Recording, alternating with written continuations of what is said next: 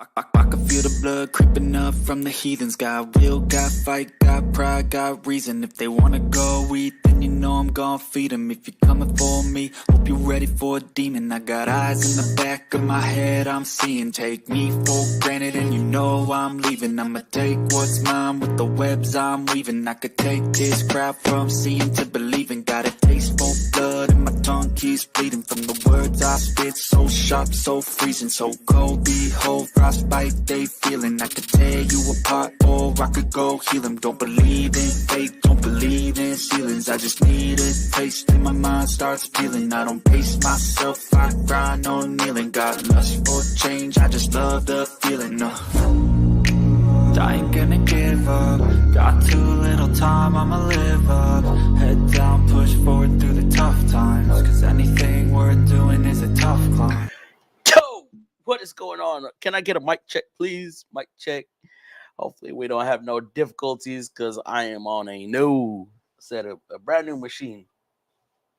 So hopefully y'all could hear me. Good on the mic. Good on the mic. Mic check. Is it sounding good? Or is it sounding like last time where I had the wrong mic on? We're good. Hoping everything is good because I forgot to do a test run with this new machine that I got. So good fluff. Appreciate y'all. Appreciate y'all. All right, let's get into it. I don't know why my mic was turned down. There we go. All right, now we're good, right? Now y'all can hear me. Why does it keep adjusting my mic? Hold on. Audio. Automatically. There we go. It was adjusting my mic for some damn reason. All right. All right. Okay, here we go. All right. Mechanics leans. Are y'all familiar? Why does it keep doing that? Why? I don't understand. Are we going to deal with this all night? All right. I hate computers. Anyways, mechanics leans. Y'all familiar with them? Any of y'all bought any? Any of y'all had them? Why is it doing that?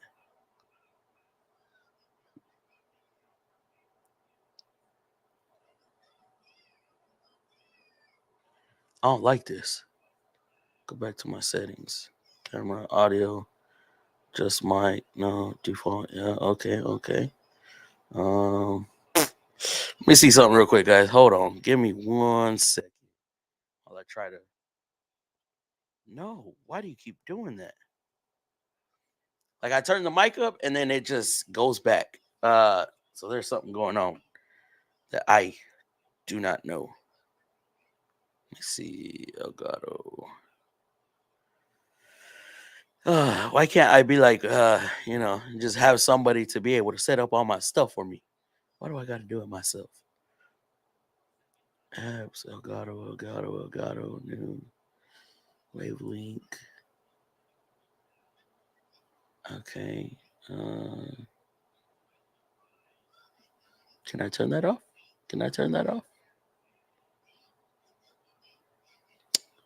Let's see. Headphone jack. Good. Impedance mode. Clip guard. No. Okay. I guess we're just gonna deal with this. All right. No additional output. All right. Whatever. Anyways, y'all familiar with mechanics leans? Any of y'all? Y'all deal with them? Y'all had them before? Y'all know what they are? So mechanics leans, when an establishment, okay, a shop puts a lien on your vehicle because you cannot pay the bill or you haven't paid your bill. Whether it's $100 bill or a $10,000 bill, they put a lien on your vehicle to where you cannot legally take your vehicle from the lot. I've only had loans. It's like the same thing. It's like, but most people don't know is as long as you are paying on that, they cannot put a lien on your vehicle. If they put a lien on your vehicle, that is not good. If you are contacted about them starting the lien process, uh, you want to act fast because you only have a limited amount of time before you can get that situated. Because if you don't respond and you don't make payment, that vehicle will now become the shop's. They will be the lien holder on that vehicle, and they can do whatever the hell they want with it. So they could sell it, they can junk it. Most likely, they're gonna try to get rid of the vehicle in a way to where the shop can recover the funds, parts, and labor that's on that bill. So, like I said, whether it's $100 or $10,000, the shop is gonna receive that money back for the repairs done or the DIAG. I have seen mechanics liens go for just DIAG. Okay, a couple hours, $300-$400 worth of DIAG, and I I've seen a vehicle go to a mechanics lien over a connector. The customer approved DIAG. DIAG was performed, found a connector shorting it out because it was burned, because a battery was the wrong battery was installed, so they forced the positive terminal all the way, they stretched it out, and so it kind of pulled on the connector, so the terminals ended up having bad contact, and well, bad connection creates heat that ended up shorting out that connector. They didn't want to do it. It went mechanics lien, filed, and sold. It got sold for just a few $100s, guys. And it was actually a tech that bought it. A tech that bought it. Had a fairly new transmission in it, body clean, interior clean. And well, mechanics lien can be risky though. If you purchase a mechanics lien, they can be risky. So you could have a mechanics lien that has a lot wrong with it, or you could have a mechanics lien that has simple stuff wrong with it that's not going to take much to repair and either flip or make that vehicle usable for yourself. I can't wait till I get my hands on one. It's always bad timing whenever the good mechanics lien vehicle comes up. So um yeah, it is. Like every time it clips, it knocks out my mic. Let me see. Let me see if this changes. Take off that phantom power. Nope. I remember I used to have this problem before. I forgot how I fixed it. I don't remember. All right. We do have a donation. Why? Whoa, it went even lower. All right, we do have a donation from Mr. Fluffy. What's up? What is going on, Mr. DLC? Appreciate the donation tonight. It's gonna help fund this damn, I guess, crappy PC. No, I'm just kidding. Appreciate that donation. All right, members, where y'all at? Where y'all at? We got Shannon up in the building. We have Mr. Moderator, Supra, Quick Wrench, M Leisure. We have Turner up in the building. Justin Smith. What's going on, Justin? Who else we got? Who else we got? Who else we got? Shannon, Justin, Supra, and DLC. I already called out DLC, but appreciate the donation, sir. Bill Beckett up in the building. What's going on? What's going on? Who else do we got? All right. So we'll start back from the top. Hey, FMFAM, what's going on? Mr. Shannon, how's it going? What up, FMFAM? What's going on? What's going on? 71K, let's go, bro. Bro, it took a minute for me to hit that damn 71K. I don't know what happened. YouTube was not putting out videos. I don't know. I've been seeing a lot of people complaining. And they say the algorithm doesn't change. Bullshit. That algorithm changes more than anything. I still, let me see. Yep. Monitor. What is this? I don't know what that is. I'm still, this is annoying me right now. Hold on. Low impedance mode. I don't know what that does. Clip guard. What does that do? Show clip guard indicator. All right, we're gonna rock with this one. Nope, it still did it. Oh.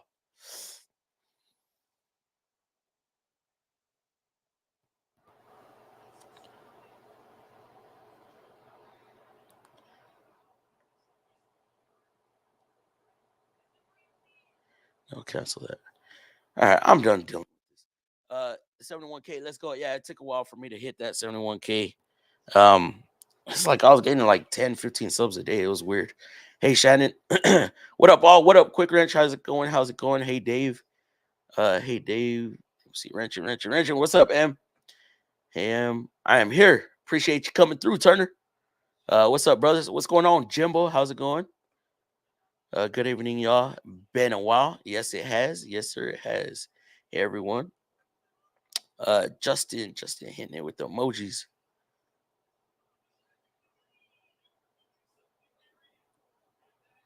Maybe it's, why is it doing that? I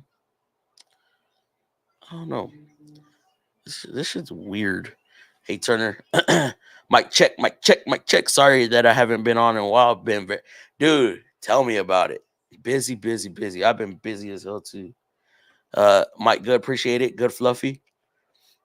Mike is good, appreciate it. Deepwater Jew, what's going on, brother? Hey, Justin, long time no see. Absolutely. Wow, Justin, it's been a while. Yeah, super been doing 12 hours or more a day and been having busy weekends for a while. Busy is good. Sometimes busy is good. It keeps, keeps you it keeps you busy, but I feel like when I'm not busy, I do my most thinking, and thinking for me is not good because then I get myself into trouble. So keeping my mind busy is always good. Hi, Shannon and Supra. How's everyone's Friday? Friday's being a Friday, although it's not my Friday really, it's my Thursday. But it is what it is. I'm back at work. I'm back at working on mixers now with the competitor to my other job. Oh, have they found out? Fluffy, you sound okay. Yeah, well, my mic keeps going down. I don't know why it keeps doing that. And like my screen is like, well, StreamYard's being weird right now. Also, live.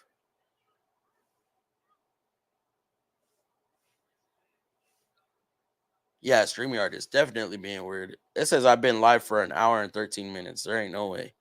Hey, Shannon. Been at the new job since April 22nd. Oh, I think you did tell us about that. Needed a Roadcaster Pro, bro. Don't tell me that. I don't want to buy no more freaking stuff for this stuff. Good evening, everyone. I've only had loans. It's, I mean, like a bank has a lien on your vehicle, right? They're the lien holder normally. But when a shop has a lien on your vehicle, that's not good. It's like your repair bill is your loan. And as long as you are paying something towards that loan or towards that bill, they cannot uh put a lien on your vehicle. They can hold your vehicle, but they can't put a lien on it. Hey, Bill Beckett, and it might differ from state to state. It just depends. Works very different up here in Canada. How does it work? We're gonna get you on in a little bit because it might be different. Like I said, state to state. Hey, Shannon Dickinson. I think here you have up to 30 days in the state of Texas. You have up to 30 days. And after that 30th day, then the repair facility sends out a notice, okay, to the address they have. And if you do not respond within another 30 days with either some form of payment or actually responding, then, well, they have all legal action to get the lien process going and receive the title, or how do they say it? Apply for the title. And then once they get all that, then they can either sell the vehicle, keep the vehicle, or junk it, get rid of it. But normally they try to sell it to whoever's willing to pay that bill. Well, as long as the job is going good and paying bills, it's all good. Absolutely. Hey, Bill. Is it just on my screen, or is the like comments jumping? Huh. Hit that like button. Yes, please hit that like button. Hi, folks. Hi, folks. Hi, folks. Hey, Mark. What's going on, Mark? Some people just have no mechanical knowledge and they waste so much money. Now, what do you mean by that? How are they wasting money? But I mean, I get what you're saying, kind of. But mechanics liens are a pain in the ass. They have no mechanical knowledge, so they take it to repair facilities. Now it's up to them to, if you don't have the funds to fund your repairs, say no. I've seen people say yes to repairs, and they're like, they really ain't got the money. They just say yes to the repair to get it fixed, and then they can't pay for it, which makes no sense. It makes no sense to me. Hey, Mark. Hey, M. Hey, Shannon. Happy Friday. Happy Friday. Happy Friday. Need a streaming setup, bro. Bro, I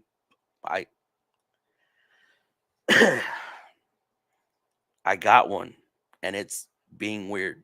There's something that I'm not doing right. There's definitely something I'm not doing right with this new.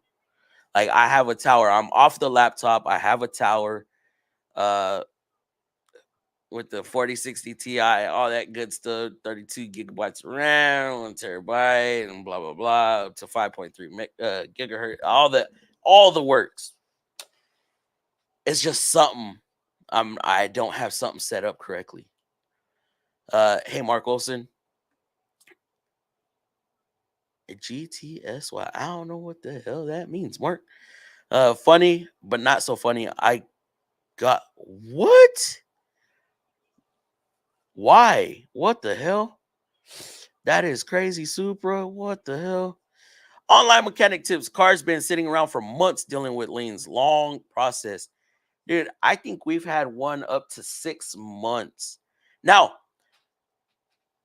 there are ways where we can't put a lien on a vehicle, and that is if there is a lien holder. So if the customer still owes money on it, whoever holds the lien, as could be a bank, it could be a title loan place or something, but whoever holds that title to the vehicle, they can actually pay the bill and take the vehicle back. And then what happens? Repo process and stuff like that, which is not good because then that ends up on credit, right? But there are certain times where, let's say the vehicle needs an engine, the car's worth $10,000, and the bank says, "Ooh, repair bill, $7,000. If we pay for that, we might not be able to retrieve that money back." Yeah, repair facility, just go ahead and do the lien process.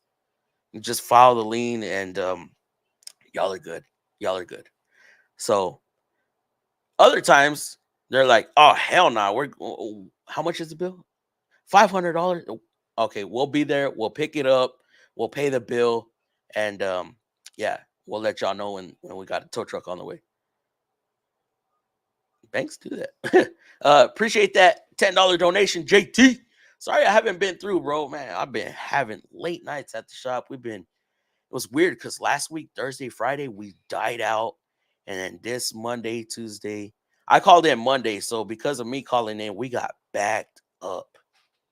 I'm lying through my teeth, but we did get backed up. And I did call in. So completely off subject, I've been playing Repo Man. Oh, man. Oh, no. What you got on the truck now? Yeah, Shannon, this job definitely pays the bills and then some. That is good. That is real good. I'm doing OT tonight for the first time in like 4 months. Hey, get that money. Good for you, Justin. Glad all is well. One repo was shitty this week, though. Customer. Oh, yeah, that is pretty shitty, bro. Damn.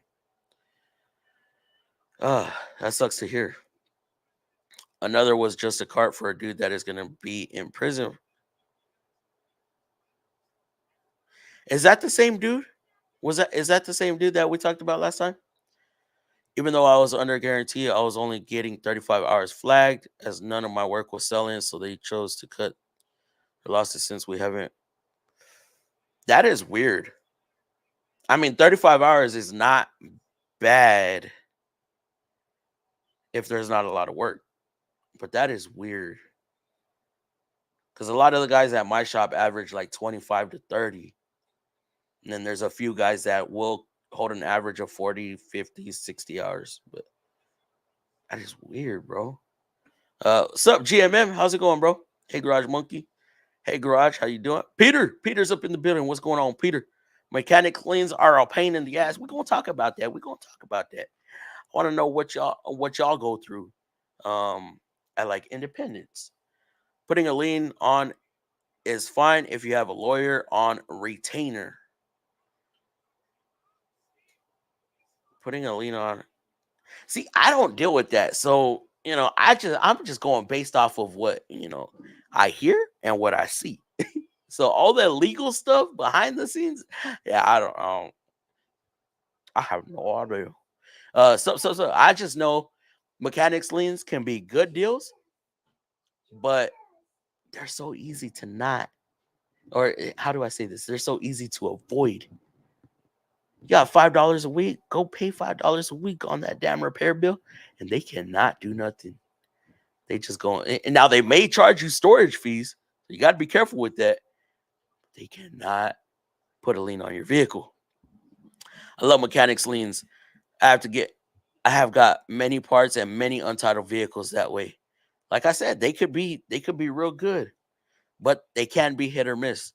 I'm not sure how a lien is different than small claims court. I'm not sure how a lien is different than small claims court. Well, if you don't respond, then you lose your vehicle. Small claims court, you're just gonna have to pay no matter what, right? Garnish wages, maybe. Yeah, nah. The vehicle itself is basically the payment, but the car, the repair shop normally gets their money back from the lien. JT, how you doing? In Michigan, you have to give car to owner even if they don't pay the bill. Then you got to put what? So what if they end up selling the vehicle? Yeah, we're gonna talk about that. Never had one, just paid the bill or loan, but never had repo because I pay for everything. That is good, Justin. No. Different guy. The repo from the guy this week got arrested for manufacturing. Oh, what the hell? Really? Dude, what are they doing up there in D-Town? Don't want to. Yeah, you good. Oh, yeah? What's going on, Barry? How's it going, brother? How you doing? Possession mistakenly put distribution down twice. Oh, okay, I got you. What up, DLC? Mr. JT. This week went by fast. Been working from 6 a.m. to 6:30 to 7:40. Dude, I got out of work today at 8 o'clock. We were swapping over an engine. And y'all know how these junkyard engines go, man. They end up you know, to get warranty, they want you to change the water pump, change thermostat, change hoses, change radiator, change this, change that, blah, blah, blah, blah. And then come to find out, some of the wider pipes that are on this engine were broken. So and it's a shitty situation because the customer is paying for this themselves. So it's costing the customer more labor to have to get us to transfer over other parts and or purchase more parts so that they can have their warranty through the junkyard. Timing chains and water pump and oil coolers. And what else are they talking about? Of course, plugs are a given. The radiator, like it's ridiculous. It is so ridiculous. Normally, when I get a junkyard engine and it's extended warranty or insurance, they decline it because, well, I don't know. I guess aftermarket extended warranties take a gamble. Like, we'll gamble. We're not gonna pay the shop extra to do this, that, and the other if it's not actually bad. It's weird. One of my fastest weeks ever. Every week's been going by super fast for me. It will say it rhymes with mild corn. Oh, yeah, that's not good. That is not good. I also have to drive an hour one way to and from. Oh man, so those 12 hours are actually turning into 14-hour days. Jeez. Like, man, I knew dude was kind of weird, but what the? Oh, I thought you meant. Oh my. Yeah, that's freaking sick, bro. What the hell? I guess the lien prevents someone from having the title. Yes. Yes. Well, in a mechanic's lien situation, it's like you're taking the shop takes ownership of the vehicle, whether the customer likes it or not, because it's the customer's decision whether they want to respond to these letters or not. If they want to keep their vehicle, then they'll respond and they'll make payments towards the bill. But if not, then that's what happens. The vehicle gets taken from them. Well, when you get a vehicle on a loan and you don't have the title, it's with the bank until it's paid off. Correct. I still oil changes, put recommendations, but no work for sold. I wish I could say more on that, but that seems to be a norm. Unless it's warranty or it has extended service contracts. But yeah, that just seems to be the norm with Nissan, sadly. All right, we're gonna do this early. I'm gonna start sending out some invitations, invite, copy, and hopefully this works. Because if not, I'm gonna be extra pissed. And I gotta make this one short again tonight because I have to work in the morning again. It's like I always have to work on Saturdays. I don't want to, but I have to.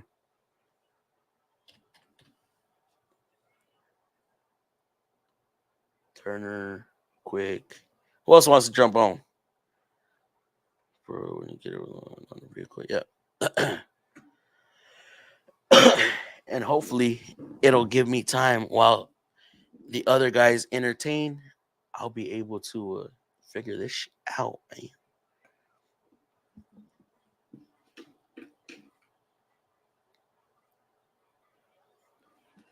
I'm gonna Google this. Why does my microphone keep turning down?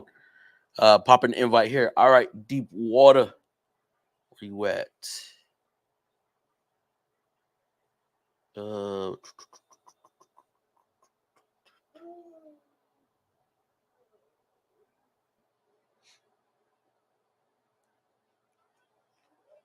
Chad.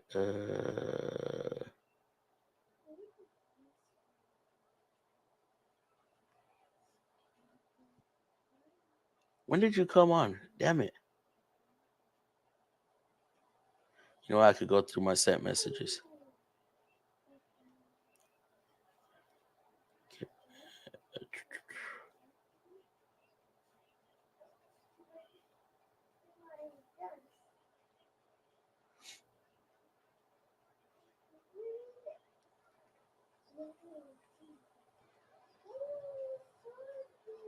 I don't know if I have your email.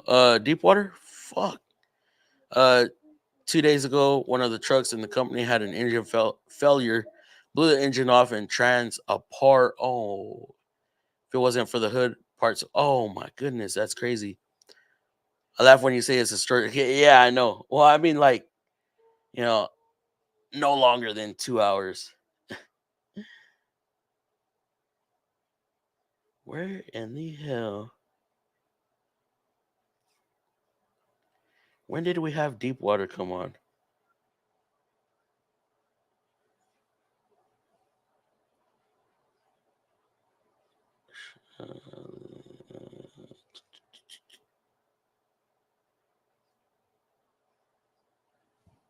I mean, super email sent. Oh, you sent an email. Oh, okay. I was seeing yours. All right. I thought, I don't want to say your name, but I thought it was somebody else. I have 3 dead motors at my shop. All came in same day.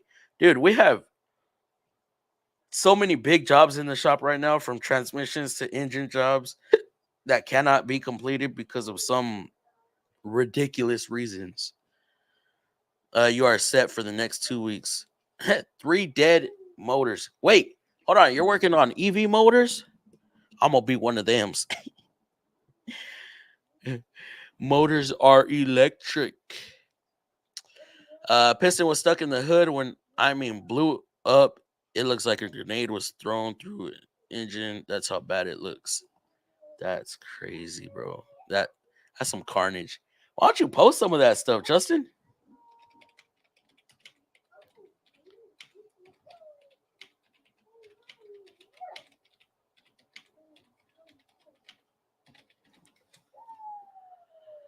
All right. Automatic gain. Microphone channel, set the gain. Check the wave gain lock box.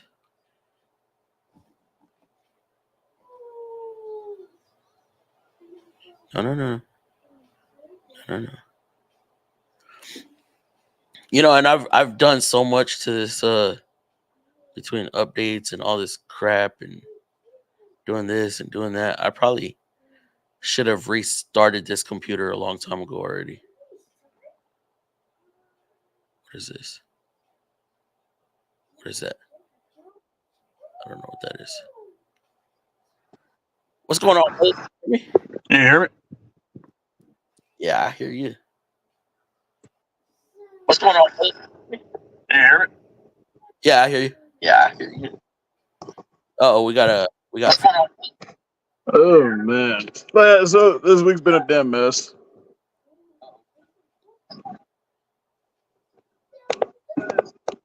What? Life of a tool dealer.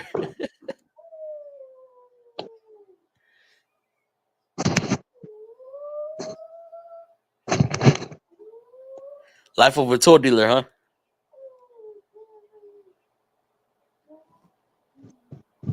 And absolutely amazing. Now I cannot hear anything at all. Uh-oh. Can y'all hear me?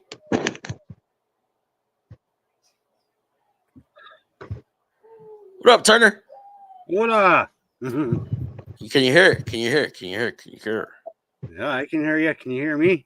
I can hear you. What up? Good thing Can you hear it? Can you hear it? Good. I've been meaning to talk to you about your insurance. Uh-oh. Got feedback through Deepwater. You might have to close the YouTube part down. Got feedback.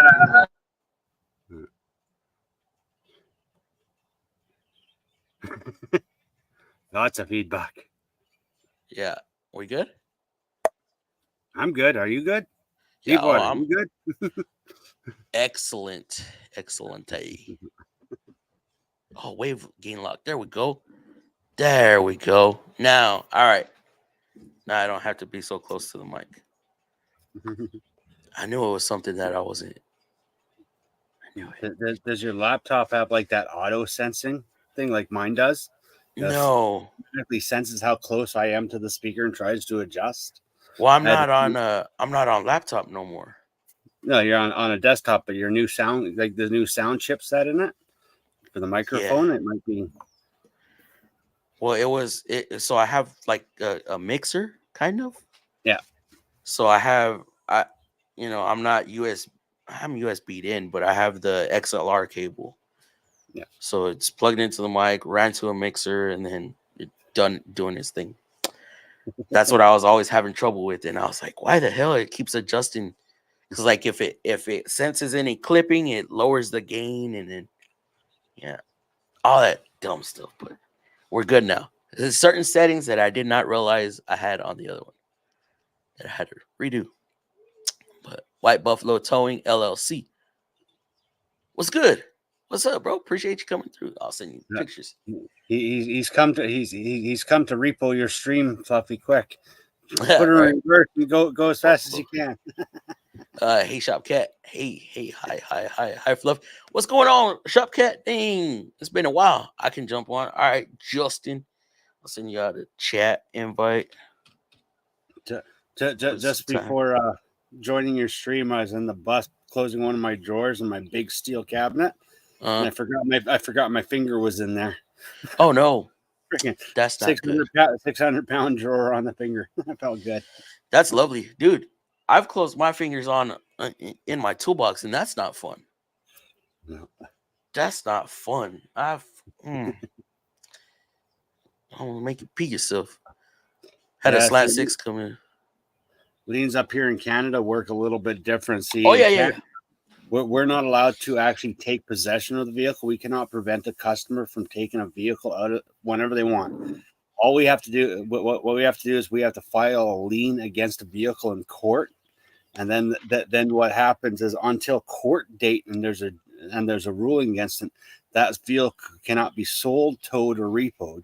And if there's a bank that has a co-signer on it, they are given the opportunity to pay first. But that's the thing is up here, we cannot actually take possession of anything without having a judge ruling on so it y'all first. Can't hold the vehicle. Basically. No, we cannot legally hold the vehicles up here legally. See, we can hold the vehicle. We can hide it. We can hide it too. Same with Snap-on on here. You sign that contract with them, but up here in Canada, they actually cannot enter your premises, your property, to take any tools back or anything without actually legally. They actually have to get a court order, no matter what contract you sign, because their contract actually breaches our federal and provincial laws. So they actually have to. They have to send it to the claims first. They have to send it to claims first. And there's due process, so it's actually a lot harder to get your money out of people up here, which kind of sucks because it kind of works against the people that are owed the money. Does it kind of work? It works as a benefit in Canada in reality, because in how it is here, I think that Snap-on's raping people when they're putting a $300+ interest every month, and you're paying $120 a week, and it's still not paying anything. Now I want to ask this because I remember you had that. Was it the Rogue, where the customer? Oh, but he was on contract. Yeah, you made him sign a contract. That's the difference. That's the thing is I made him sign a contract. Like my contracts are actually written to actually meet the jurisdiction, but also the other bonus is because I lease native land, and native land is separate from provincial or federal land. So I get to play by the band's regulations and the band's laws, and the band laws says any work I do here, as long as I have some sort of tie to the land, like business wise. So I use my business as a storage facility on the property. So it was, but because of that, I'm allowed to use the band law, and the band law states that I'm allowed to hold and take possession. And after 30 days, if they do not pay me, I can just go down to the band office, say they haven't paid me in 30 days. They'll go to the court with their documentation and say, we now own this car and we're selling it. So like up here, there's loopholes. Like there are certain loopholes, but these loopholes also come with risk, because at the same time, like I'm leasing the property for X amount of like dollars per year, and so, but at any point in time, the bank comes in, and if I have any breach against that contract, they can actually throw me out of this property and take everything that I own. Oh no! Damn. So like there's a catch-22, but this is the reason why I have a partner that's native that can protect me from that. So there's the other loophole. So if they come in and try to seize anything on the property or throw me off the property, he can take possession and ownership of it before they do. So I thought Deepwater was coming in. He was having some troubles. Oh, I don't know. That must have been when I walked away. Yeah, he was. Yeah, Mike. There was echoes, and he couldn't hear us. See, in Michigan, you can get a mechanic's lien. It's not that hard. It's some paper trails, pain in the ass, kind of. But honestly, if you have a customer that is real feisty, maybe smart, maybe knows the system, or thinks they know the system, we did $750 worth of front end repair. They come pick it up, they ain't got the money. And we say, well, you're not getting the car. They say, well, fuck you, it's my car, I want my car. We say, well, you got to pay the bill. If they go as far as calling the local police department, the local police will try to help you because they know you're a legitimate business owner, and they'll try to intimidate the customer and do this, do that. But I did run across a few years back a customer that knew the system and actually called out the state police to override the local police department. And the state police explained to us it's their car. They own it. You should have got a deposit or payment for completing the repairs. You have to give them their car back. Now, you can still put a lien on their car.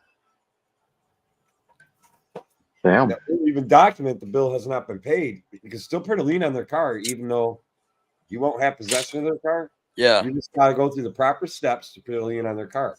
And then they'll get notification, even though they took that car out of your lot. Now, if they are happy thinking I got away with that, they'll get notified when the lien is put on their car. Now, do they give a shit? They may not.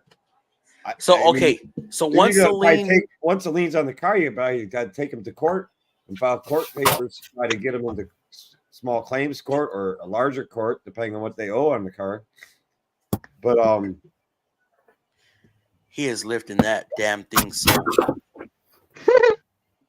what's he picking up? Looks like a tranny. He's too old to be doing that shit. He's getting old. He's not that old. He's only going 60. In 50s.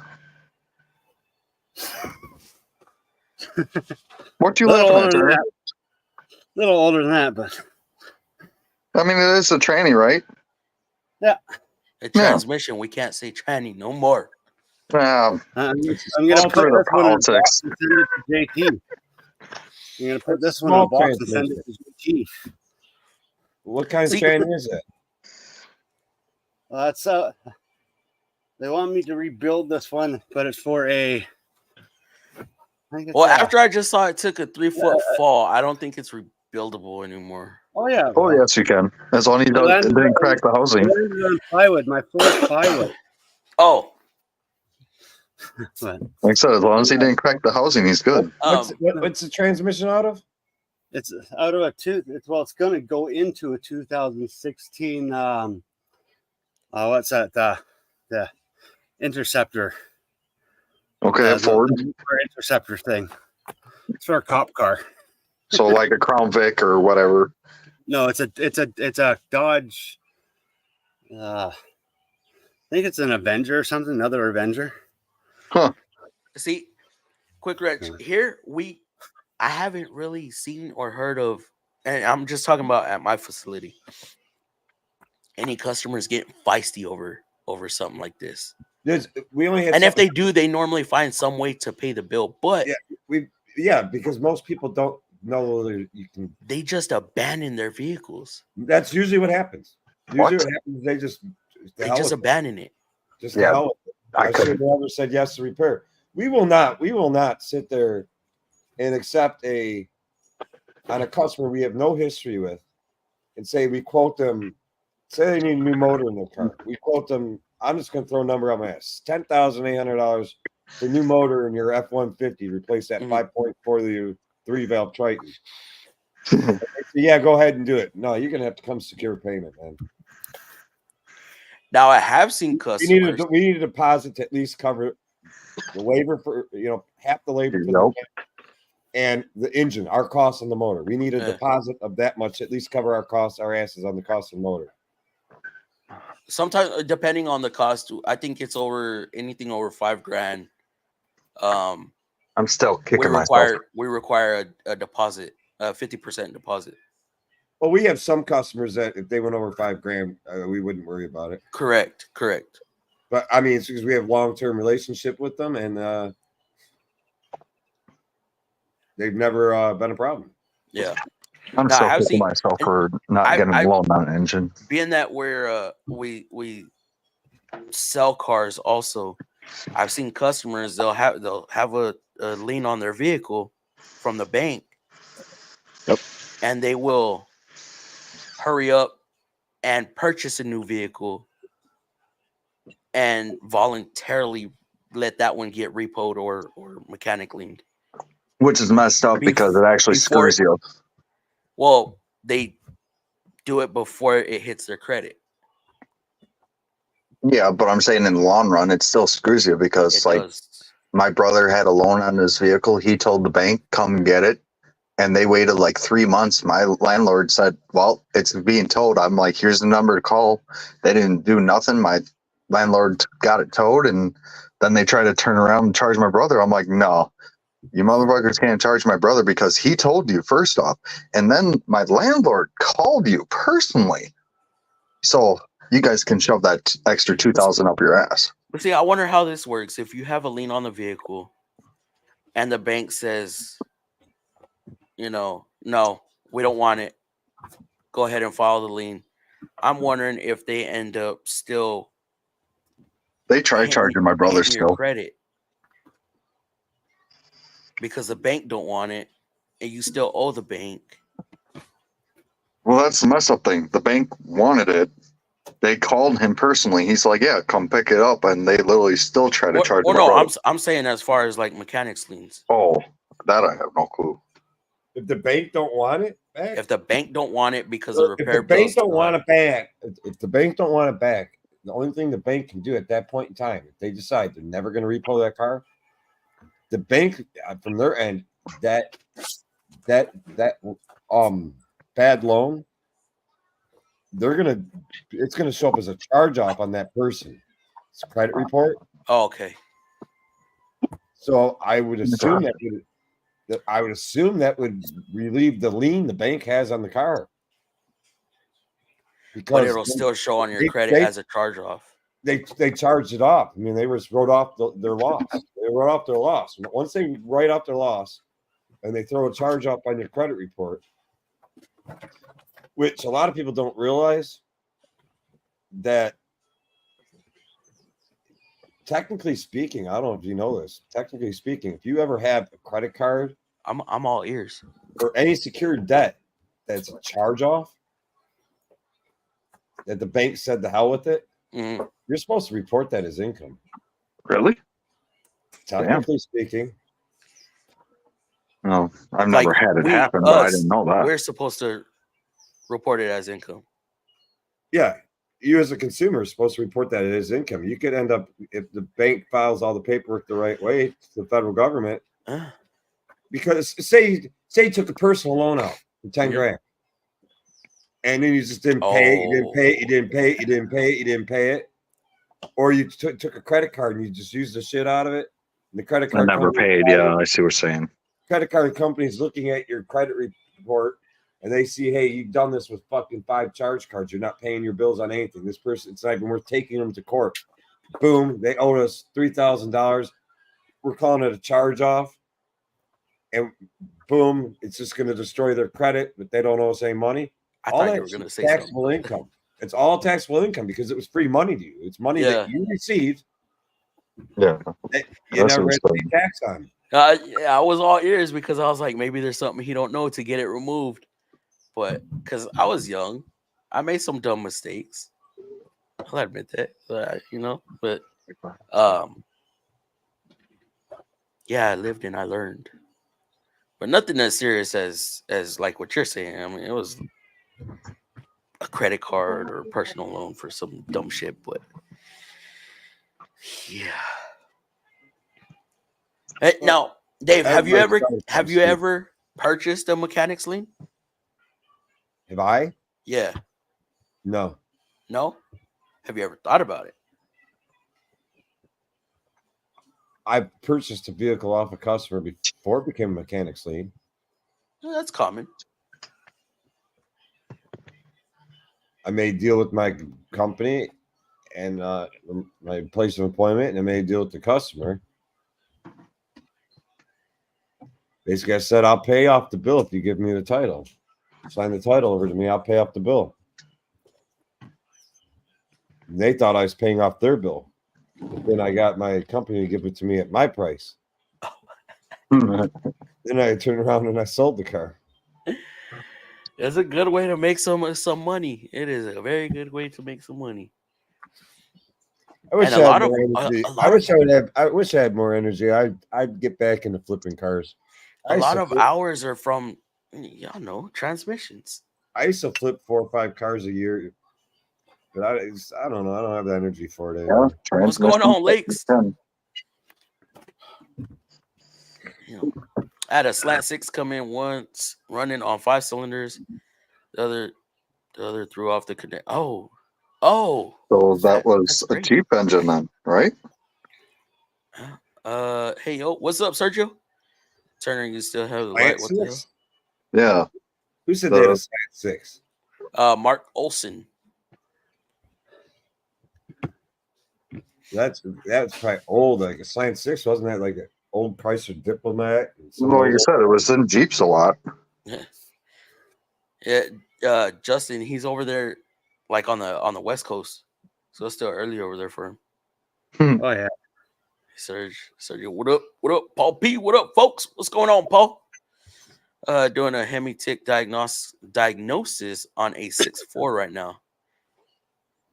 Oh, 6.4. Oh yeah, the fucking yeah. I know which one. Well, this time you're on the West Coast, Turner. It doesn't get dark out, but you can supply what about 9:30 to 9:40? Oh, not 9:30. Yeah, in the area you live in on the West Coast. Yeah, if I was another 1,000 kilometers farther up north, sun would go down around 11. No, what are you talking about? He's in where are you at? Turkey, Packy? What? Oh yeah, I forgot. He's back from Pakistan. In Pakistan, we cannot afford the moon, so the sun is out all the time. Hey, Scott, what's good? What's good? Yeah, I'm not sure what's going on. Hey, Fluffy, you want to help me change some tires? No. Come on. It's just too much. No, I don't even know what I'm looking at. Looks like a bead breaker and a freaking tire iron. No, I'm good. No. They're big truck tires. Hell no. Fluffy that's easy though. Fluffy would have a heart attack. Easy. This thing makes me change those tires. So, like, I can change a tire with this fashion, the tire machine. Wait till you do a 445 by 60 by 22.5. Then you could tell me something.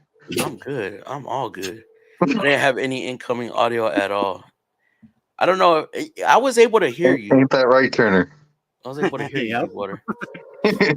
Or even a tractor tire or a freaking loader tire where you have to use a forklift to do that one. Go to break a bead. You know you're having a good day. Yeah. Like I said, using a loader tire, you got to use a forklift. Yep. But apparently it was picking up audio. Yeah, that was weird. We're getting some crazy feedback from you. That'll leave a mark. Yeah, Mark, my guess that's why our Yo. distributors don't like it up here in Canada. Up there in Canada. Probably. You really didn't know what those tools were that turned her head? Yeah, Nah. You worked That's for something Discount Tire, didn't you? Yeah. You never saw the old fashioned shit? Nah. that's not old fashioned. That's actually new technology. Well, that's actually That looks like side of the road type shit. It is. Yeah, no. It is. Hell no. But the thing is, when it comes to those big tires, that thing's faster than a tire machine because you got to move the tire, get it on the machine, got to do this thing here. You flop it down, break the bead, lean on it, tires off, put tire on, lean on it, tires. I don't know. on. I can bust down some tires. I Yeah, might but be the big, thing but you are- as fast as the machine can go, How heavy are the tires that you're working on? They're I mean, Nissan the biggest tires. the biggest They're I'll do is a carburetor 275. gaskets, man. They're carb gaskets. That's literally what they are. I'll do some 265s, some 275s Mark- every now and then. Mark Olson's like me. He's one of those guys. 20 inches. If you got an old car, you take it to him. You don't take it to the shop. Once you go tranning, never look back. I will remember that. Right? He just wants to show us that he's actually works and doesn't just work. Yeah, no. Oh, Go I don't roll around work. real quick. I'm retired. Oh yeah, that's right. This is playtime. I do this for amusement because I have no friends and no life. Okay. Should have been a parts guy. Who? Once you have a lean, you have a bite on the title, though. Yes, very true. Yep. Absolutely. Well, do you know But what you can the do other it. weird thing is? If you place a lien on a vehicle or the customer doesn't want to pay their bill up here in Canada and they surrender the vehicle to you for them, if you actually sell the vehicle for more than what the lien was for, Oh yeah, you owe them. You owe them. Yes. I forgot to mention that. That is a good point. It's that way down We're stateside. not allowed to make money on it either, or we owe the customer. Yes. That You is a have to very give the good money point, to the Turner. customer. I totally forgot about that. Technically speaking, you're supposed to give the money back to the customer. Yeah. Does that happen? Does that happen in reality here in the United States? I can't say it's the United States because every state has their own rules and regulations. But I would assume Texas and Michigan are probably very similar. Why I say that? Because even though we're kind of a blue state in between, we're very much like we're not crazy like fucking California. So I'm sure in California it's different. I'm sure in Washington it's different. I'm sure in Oregon it's different. I'm sure in Connecticut it's different. No, in California, you can't take someone's car. That's their home. When you get to the East Coast and you get to the West Coast, you enter two opposites. You got the crazy on. I don't know what it is about the two coastlines, but the states got a lot of different laws on the two coastlines. Same up here in Canada. We got retards on both sides. But I'd have to say our laws, for the most part, are probably pretty similar from Michigan to Texas. But like, I mean, a customer doesn't give a shit. They leave their car behind. They know you put a lien on it. Hell, they even come up and they're nice enough, give you a second set of keys for it and stuff. Shit. They don't even ever expect to hear from you. So if you sold the car for more than what they owed on it, I mean, are you going to call them and let them know, hey, I sold your car for more than I Probably not. Yeah. But I know there are fees that you have to. It depends. If you live in a state that makes you report what you sold that car for, that you had a lien on, that's probably where it gets technical, I guess. Yeah. I don't think in Michigan we're required to report if we sold a car that we put a lien on. Hey, I don't know if we're required to report that we sold the car to the state of Michigan. Yeah. Dude, Lakes, I am so jealous of you, bro. Why? Because you got old Cleater to holler back. Yeah, he did. That was so cool. Yeah, he definitely probably don't remember me though, taking a picture with me and stuff. The way that he looked at you, Lake, it was like, "Oh, my family found where I am." Blake. Whoa. That's Blake right there, Lake's Automotive Diagnostics. Hell yeah. I watched that guy. To my knowledge, JWC Tech, you are totally accurate. Jason is the same way out here in Michigan. To my knowledge, they're a total pain in the ass now to go after mechanics lien. They used to be easy years ago, but I know some point in time, I don't know what year it was, but I've been told that the mechanics lien's a pain in the ass now. So I mean, they can be. It's a lengthy process. I know that. Well, I'll tell you what. Good example. Owner of my company or the business I work for. It's a company. He has more than one store now. Even if he had one store, it'd still be a company, I guess. But we had a vehicle that somebody owed us like, I think it was around $1,200 on it, and they never came in. They just abandoned it basically. My owner, instead of going after mechanics lien on it, he just used one of our tow companies that has their own, what they call it, salvage yard. I don't know what you call it, impound lot. Yeah, they also own an impound lot. He just called the tow truck driver or tow company, the owner, and said, "Hey, come get this fucking car. It's yours. Do whatever you want with it." Well, once it goes into a legal impound lot, he will file the proper paperwork, let the owner of the car know that this is what they owe him in storage fees, and this is how long he's had the car. And if they choose not to come get it, then he can go through the state of Michigan and get the same thing, get like a mechanic's lien on it and acquire the title. Or he can get a lien on the car because he's a legal impound lot. So all they do is they make it, they make it basically the impound lot has to go to the Secretary of State to find out how they inform the owner of the vehicle.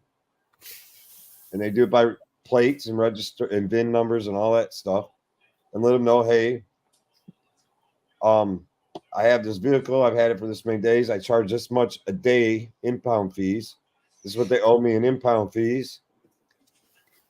And eventually they just take over eventually, bottom line, the tow company with the legal impound lot eventually acquires the title for the car.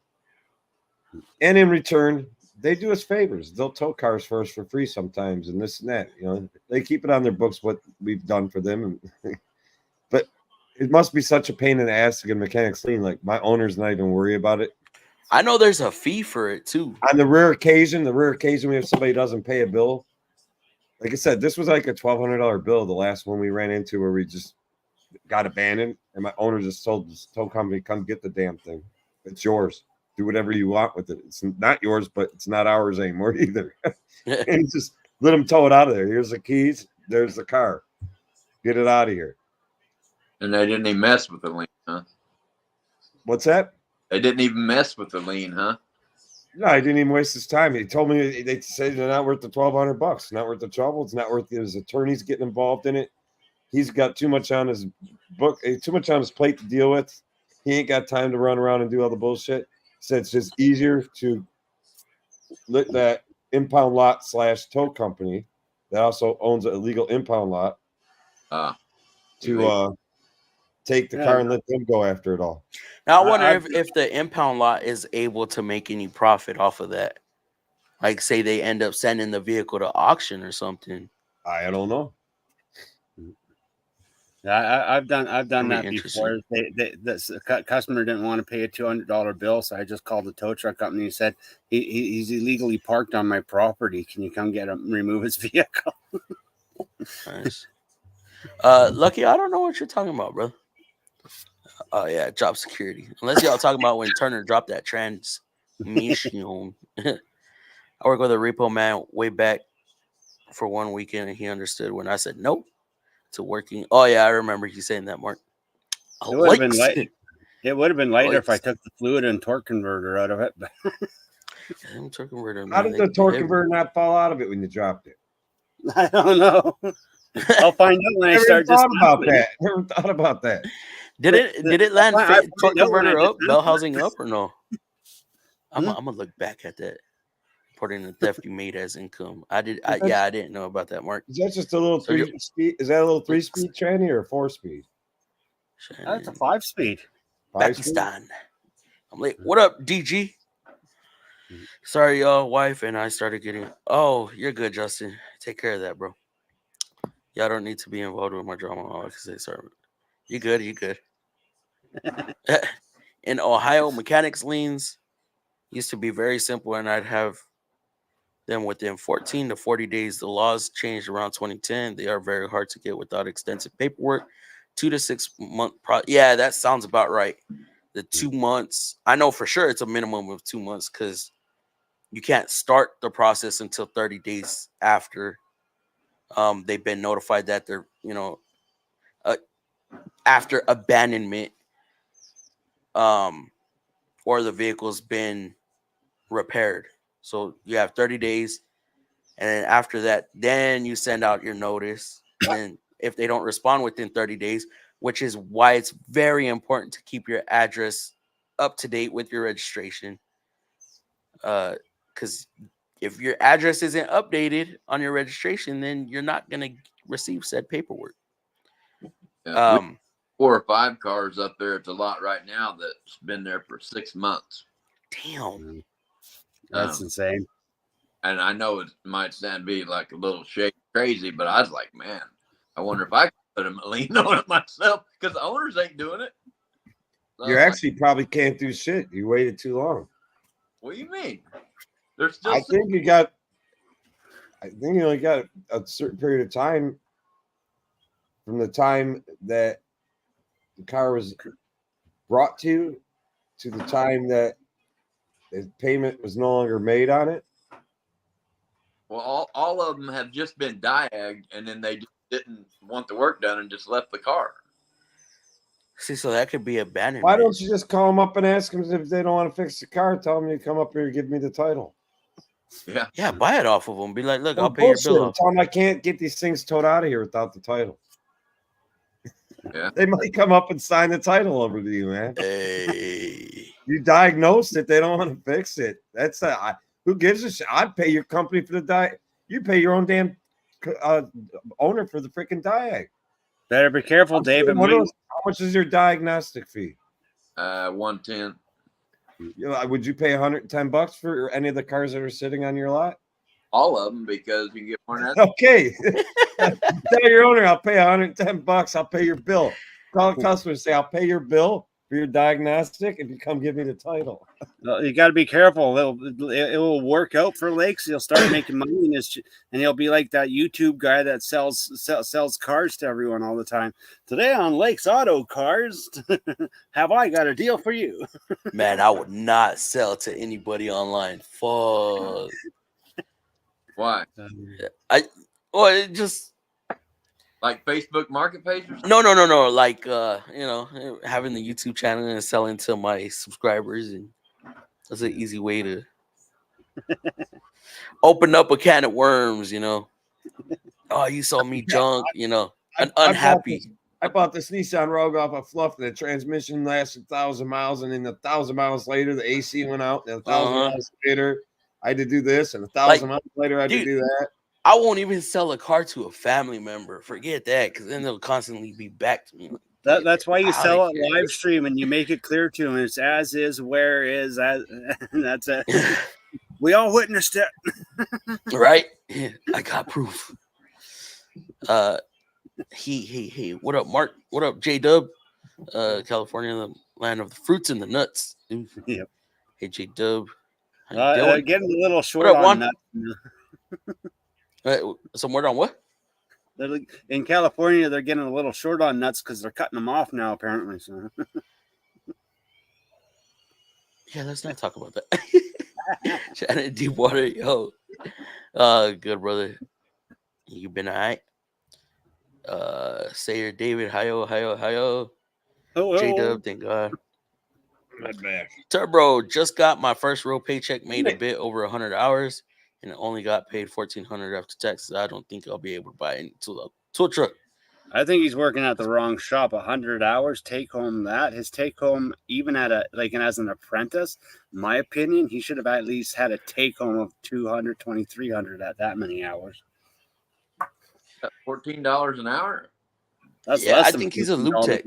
Brutal. I think he's a loop tech right now. But I know if I was a lube tech and I got a check of $1,400, now I'm assuming that's 2 weeks of work. $700 as a lubie, I'd be happy as hell. But then again, I was what 20, 21 at that time. Back when things were affordable and you didn't have to live in mom's basement. I'm a lube tech. I'm staying in my mom's basement or the garden set out back. I was able to survive off of $300 paychecks. Oh, I flagged the highest week I've ever flagged in my career. It's probably 132 hours. 1 week. Same here. About that. 1 week. 94. 6-day work week. But my highest was 81. It was all the right kind of work. It was all gravy. It was all front end and bullshit like that. All front end suspension type work and all that all week long. You're a fluffy for the week. Well, I'm talking. This is years ago. Yeah. I'm talking about doing a bunch of ball joints. That's why I worked at Firestone. They had the Ford Explorer recall. We were doing. These people were getting they were getting 4 or 5, depending on what their spare was. They're getting 4 or 5 free tires, and we'd suggest that they get the car aligned, and then they needed ball joints, they needed radius arm bushings, they needed this, they needed that. Well, dude, I could do that shit back in the day with my eyes closed. I was just banging this shit out. I was young, stupid, working freaking 7 to 7. Back in those days, life was so good. We only looked at, I want to go do this weekend or next weekend. So how much overtime do I need to do that? That's the only reason why we worked overtime. Do you remember the days of like the Ford Escorts and the Ford Tempos and the Tauruses, where every damn 10,000 miles they needed tie rod ends and ball joints and everything? I mean, those front ends fell apart so fast. What was the warranty on those? Actually, like back then, what was manufacturer warranties like? Second you leave the parking lot, man, you're done. I think your warranty on the shit. I'm trying to think way back then. What was the warranty? 1 to 2 years back then. It was like 1 to 2 I think it was years. 1 year, 12,000 miles on the suspension components. Maybe like 336 on the powertrain. Man, we got some vehicles that I'll pull in the stall. You know, I know to look at them too. 20,000 miles. I'm like, oh, I see nothing. Because they're still under warranty. Yeah, I'm not barking up that fucking tree. Doing well, pulling some OT. Man, wouldn't it be nice if mechanics got paid OT, Lakes? Real nice. Well, if you were hourly, you would. If you're not hourly, you're bugged. No, I can't be an hourly tech. No, they'd expect too much. Then at that point, if I'm sitting on my ass for 5 minutes too long for them to tell me pick up a broom, nah, I'm good. No, I'm here to work on cars, not clean shop. Even though, you know, a technician's job is keeping their area presentable. Well, if I was your manager or your boss at the dealership, I wouldn't not allow any YouTube videos, no live streams from the shop. And if I saw you sitting still for a minute, not working on a car, and you had no cars to work on, I wouldn't just have you sweep your bay. I'd have you mop the bay out. But that's hourly, right? No, I flat rate. I don't give a shit. You don't like it? Yeah, you lucky you have a job, son of a bitch, or get out of my shop. I'm not working for Dave. I can get another Mexican that can get that done in 5 minutes. So you're getting paid. I'm sorry. I digress. Hell no. Get that money. How's the tool business, J-Dub? Remember, for 14 months. Oh, it's crazy. Yeah, I owe a lot of y'all magnets. I finally got the sleeves to mail them out. Envelopes big enough for these big ass magnets. Yeah. So there's going to be hitting y'all's mailboxes soon. I went into a Chevy dealer where a buddy of mine works at just to shoot the shit with them. I was over. I had to go pick up parts from the dealership. I said I walk over by. I walk over to the service advisors, and they know me. And I said, "Mind if I go back there and shoot the shit with Bobby for a few?" And they're like, "No, just go back there." So I went back and I went in the garage and walked through there. You know what they're fucking doing? Great, I'm telling you, they're busy as hell. They're backed up. They're telling customers 2 weeks on certain repairs. Telling customers for 3-4 days before you get a diagnostic. I go back there. not my buddy's box, but one of the other techs. He's got the hutch open. He's got this flat screen in there. They're fucking playing Xbox. Oh hell no! I'm sorry, but nah. They said, "What are you doing?" They said, "This is a break. Ease our minds for a few minutes." No. That's what happened. I'm like, dude, if my owner found out I had an Xbox set up in my hut. Now we've had guys do that, but They're playing online. Slow. He's playing online. He's got a Verizon freaking card thing in his freaking Xbox or whatever that gives the internet connection. Yeah. So he's connected to the internet. They're sitting there. What are they playing? They're called Call of Duty. One of the Call of Duties. Yeah, nah. I mean, like I said, we've done that, but I thought it was during funny as hell. the slow times. But when we're busy, dude, my managers are freaking out because we're 2 days behind. Telling customers, you get written up today on a Friday, expect to get an answer Monday or Tuesday. They're shitting bricks, and our customers are not happy. Our customers are spoiled. They're used to getting same answer same day, or they're used to getting their answer same day, if not the next morning. But, Sergio, the new Queen ratchets are, I do not believe they're exactly the same as a gear wrench, but all practical purposes, yes, they're the same. My understanding is you can switch the guts, internals out of them from one to the other, and they do operate, but I guess there are some slight differences. Like when you put the gear wrench in the Quinn, I was told it's either looser or tighter, and vice versa, but they're probably being made in the same plant. The gear wrench ratchet and the Quinn ratchet probably made in the same plant. probably. It's going not fast, not slow, just steady, but that's fine because there's always stuff that needs to be done. Is J-Dub a tool dealer? And Sergio, I did send out that present for you. So I don't know how long it's going to take to get to you, but no, but yeah, I hear that. I'm one of those guys when I go Tank into the Canetti. shop, there are people I don't talk to because I always give people crap when I'm talking to them. Work. You don't have to stop to talk to me. You can work and talk at the same time. And there are some people that when I go to the shop, they use it as an excuse. Well, Turner came over to talk to me, so I stopped. And it's like, it's like Yeah. Just because I'm talking to you doesn't mean that you get to stop work. Get back in there. I don't know why, but I was reminded when I found a title to a motorcycle on the street. I called the guy and joked that he has to give me my bike back. He took it pretty good. Oh, yeah, man, I would have kept the title, man. A ransom. What's up? Most I made in a week, bring home was like 33 1 week. Had ton. Yeah, the most I've taken home is like $2,200 or $2,300.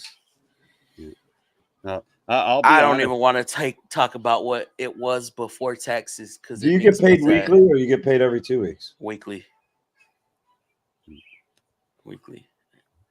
You had to have like a 90-hour week, man. It was like 81. Yeah, you had to be up there. 81 or 82. Before taxes, you don't want to know. I mean, yeah, y'all don't. $1,000. It'll make you cry. I can tell you right now. If I gross 2,600, I'll probably take home 16, 17. That sounds about right. So a few bucks comes out, goes to my 401k. A few bucks comes out for medical insurance, dental, optical, and then a lot of taxes. A lot. Y'all have state taxes too, right? Yeah, a lot of taxes. You lose about 53% of your check to the government. Oof. It's brutal. Most I've ever worked in a week was 109 hours, but of course it was when I was only making $16 an hour. Now, One of the See, and biggest things. I've being in my position where I'm at, we used to work so hard to make that money. Now it's like, I can make that money still, but not work harder because I've gotten smarter with how I work versus, I've found my little tricks, my little shortcuts, and then with experience, I'm not spending as much time doing certain tasks. So there's times where I'm like, yeah, I'm not trying to hit 50 hours this week. 45, I'm good. 40 hours, I'm good. Because Uncle Sam is mean. Mark and Learning with Juan. I'll address this right now. The ratchet tooth count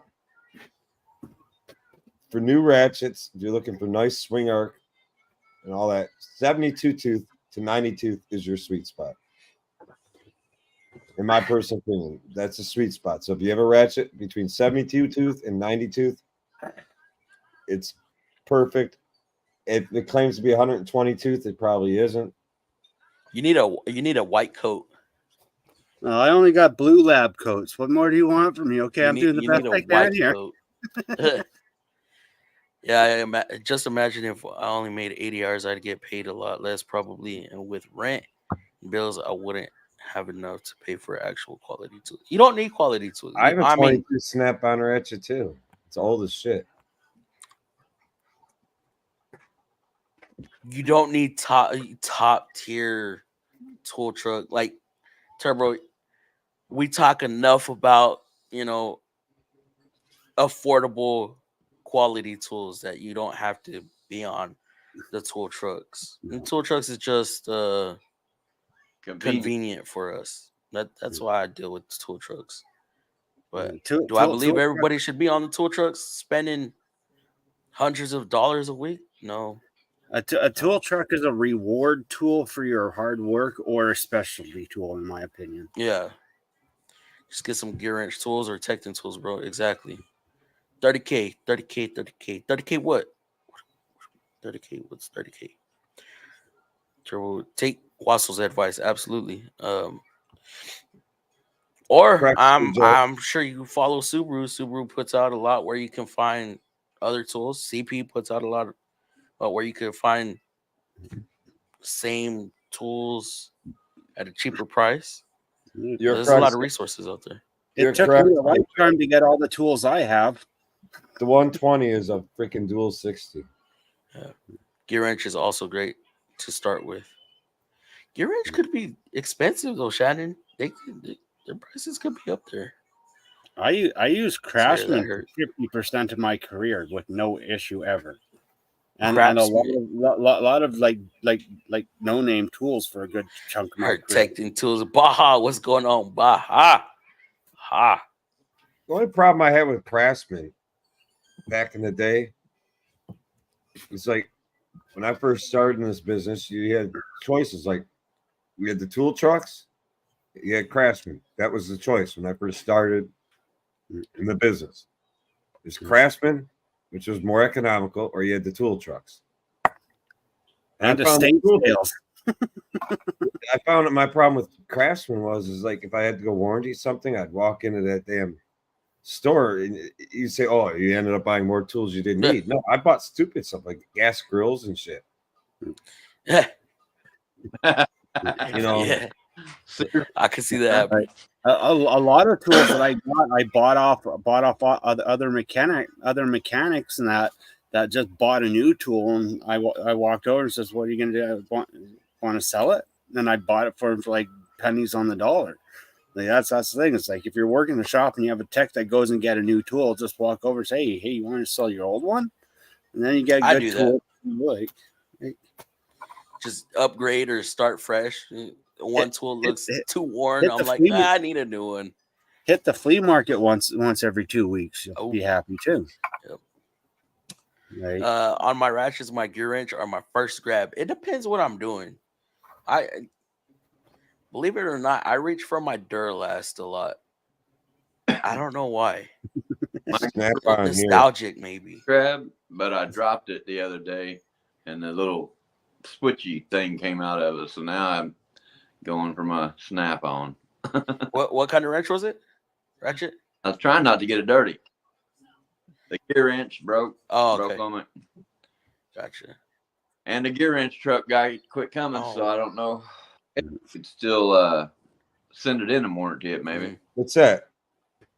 Gear wrench ratchet. What's wrong with it? Are real nice. The little flipper back and forth broke out of it when I dropped it.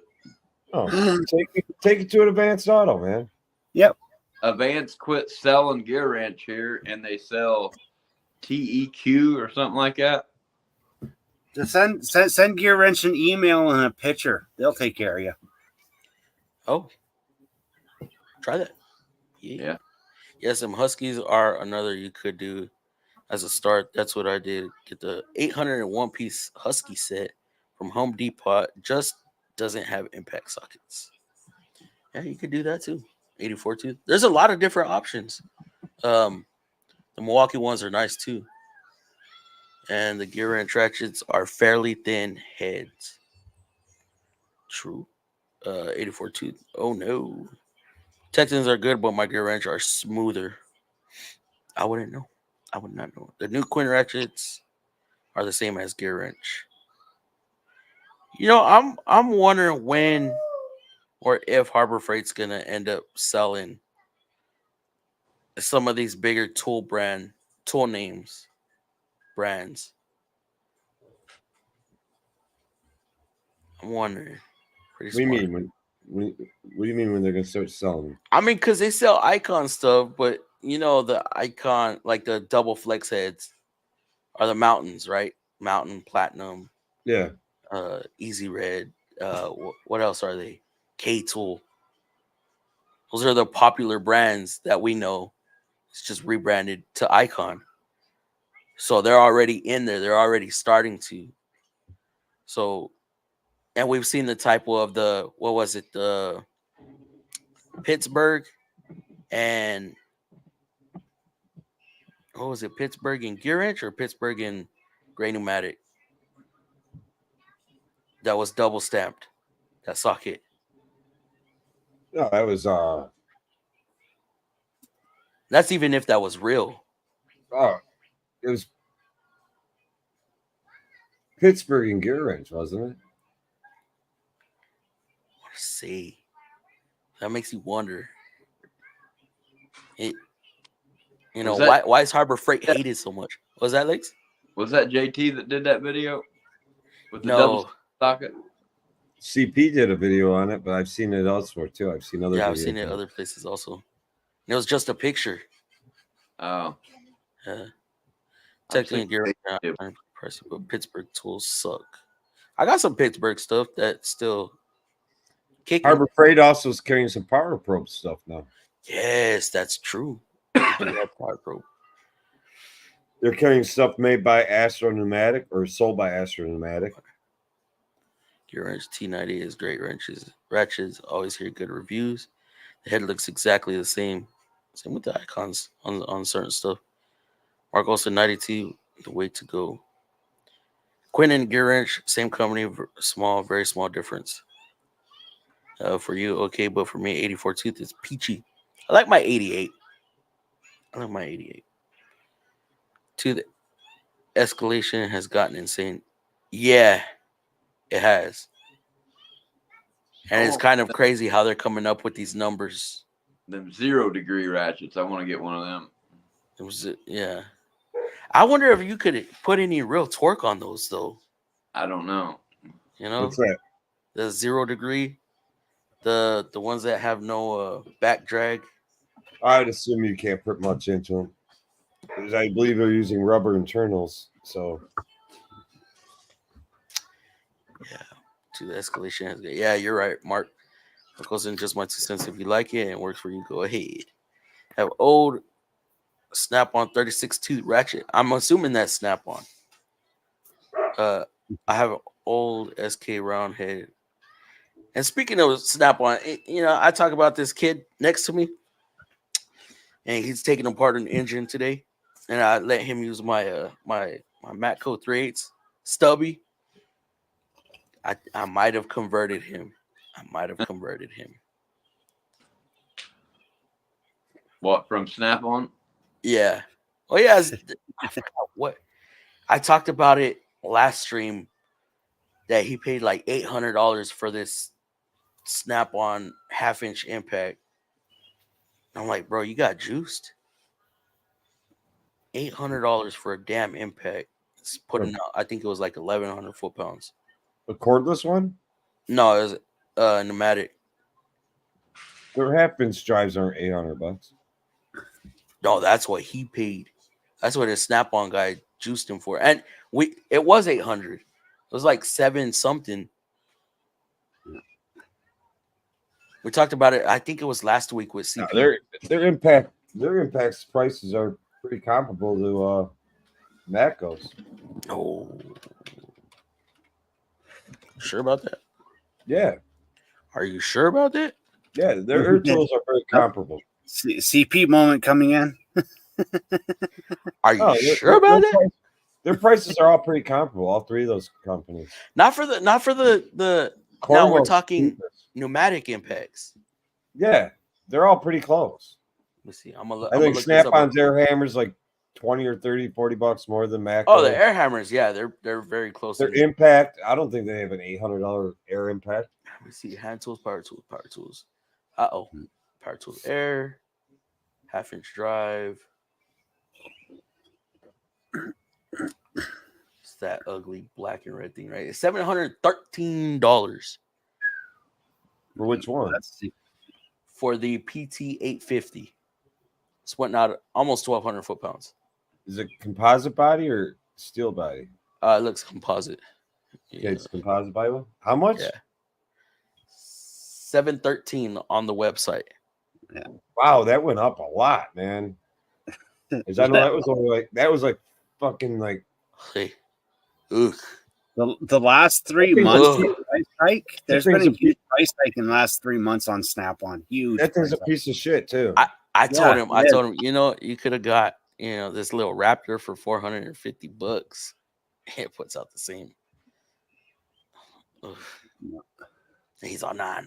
But like I said, I might have converted him on accident. I didn't realize they went up that much on their damn air impact. Dude. They're all these tool prices are going fucking Ridiculous. right now. Yeah. Now That's stupid. let's look at Matco so y'all don't think I'm being biased. No, actually, they're what is it? The Raptor, the Rex. I think it's The on Rex. sale right now for $4 something. They're always having sales on the Rex. The Raptor or the Rex and the Raptor, both of them. The Rex is the big guy. The Raptor's a small one, right? Yeah, see right here, 400. 80. Normal price is $600, but they're always having sales on these damn half-inch impacts. Oh, that's the Raptor. I mean the Rex actually. I just bought one of those. $80. My dealer sold it to me for $400, which I couldn't stand paying $400 for air impact. But I said the hell with it because I just wanted to try one. And there's a Raptor at 403. Well, the tool prices are getting so bad. I was at a dollar store to pick up some birthday stuff and that, and I walked in there, and for kicks and giggles, I went through $10 for a pair of pliers at a dollar store. That's how ridiculous tool prices are getting right now. When a dollar store for their like it's gonna last 3-day pliers, they want $10 for them. How much is it? I'm gonna jump off here. I gotta get up early in the morning. All right, buddy. You all have a great night. What lake you going to, Lakes? I'm going to Centerton, or I can't. I'll look and then I'll put it in the chat. Oh damn. I am going to. He's got to go to bed early so he can wake up and enjoy life. Yeah. I gotta be over at AJ's at 8:00 in the morning. We're going to some horse show thing because his wife wants to go to that, and then we're going to the lake. Nice. You have fun, bro. All Have right, a good see you night. guys. All right. Night. Yeah, I can't find the 2779. Must be nice. Must be nice saying I got to go to bed early because I got to go have fun tomorrow. Right? Hacking patch out. What up? What up, Joe Mama? I have 2 of those, quarter and 3 kits. I'm usually good to pay my bills with like 34. With like 30. Oh, you're talking about pay, right? Oh, yeah. I have 22 Snap-on, right? Golly. From when, bro? Like 1920 M? Dang. I do agree. Just the 84 tooth has their weak spots from gear wrench. That's all. I think the 120 tooth gear wrench is actually 262 that are offset. I think that's what Dave had said. Yeah. Actually like to use it just works. I rebuilt it a couple years ago. You're right, Serge. I only buy from Tool Truck because I'm bougie. Hey, but remember, if one tool breaks out of the set, just toss it, and buy a new set. I heard Tecton Tools. That's my brand. Yes, sir. Yes, sir. What up, Baja?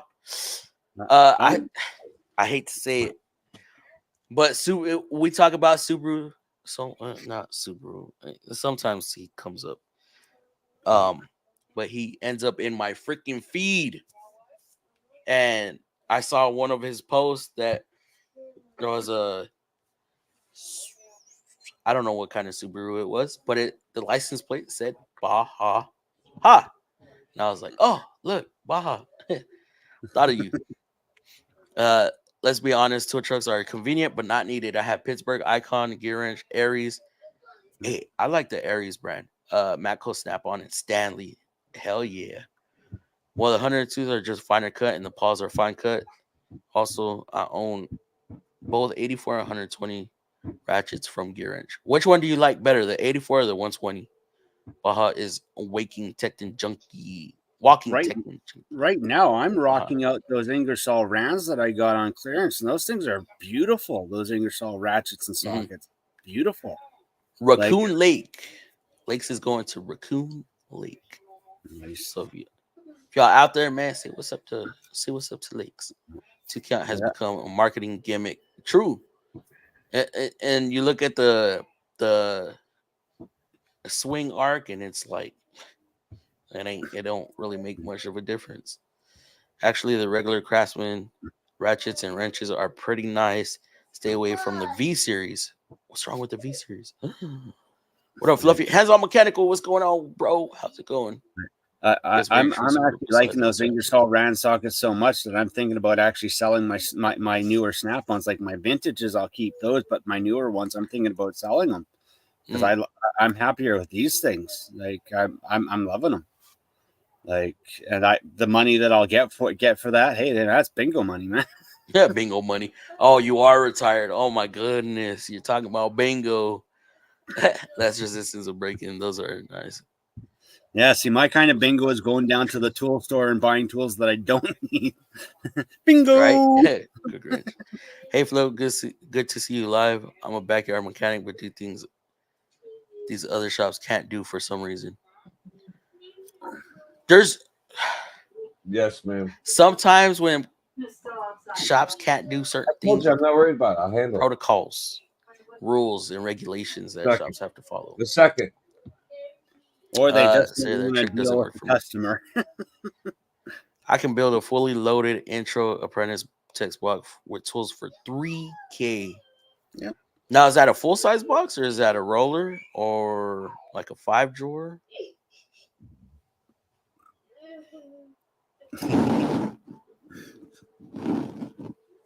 Uh-oh. I got to blast through this guy. Somebody's crying over here.